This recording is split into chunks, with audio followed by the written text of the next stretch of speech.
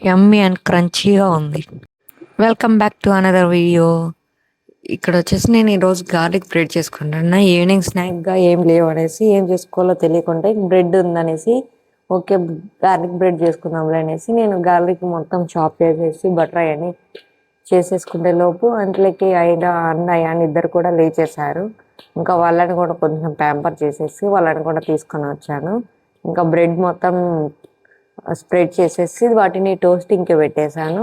ఈలోపు అయాన్ కూడా వచ్చేసాడు. నేను కూడా చూస్తానమ్మా, నేను కూడా చేస్తానని వచ్చాడు. ఆల్రెడీ పెట్టేశానన్నా కూడా నేను చూస్తానన్నాను. ఓకే అనేసి తనని కూడా తీసుకున్నాను. తను అక్కడ చూసి చీజ్ మొత్తం మెల్ట్ అవుతుంది కదా, చీజ్ చూసి చాలా హ్యాపీ ఫీల్ అవుతూ చాలా బాగుంది, యమ్మీ యమ్మీ అనేసి చెప్తున్నాడు. ఆ తర్వాత ఇంతలోపు మా యమ్మీ బ్రెడ్ గార్లిక్ బ్రెడ్ అయితే రెడీ అయిపోయింది. ఇంకా ఐరాన్ని తీసుకెళ్ళి అక్కడ పెట్టేసి అయాన్కి కూడా వచ్చేసాను. అండ్ ఇంకా ఇక్కడికి వస్తే చూడండి, చాలా యమ్మీగా టేస్టీగా కనపడుతుంది కదా. నాకైతే చాలా ఇష్టం గార్లిక్ బ్రెడ్. మీకు కూడా ఇష్టమా? అండ్ చాలా సింపుల్ అండ్ ఈజీగా కూడా అయిపోతుంది, చాలా టేస్టీగా కూడా ఉంటుంది.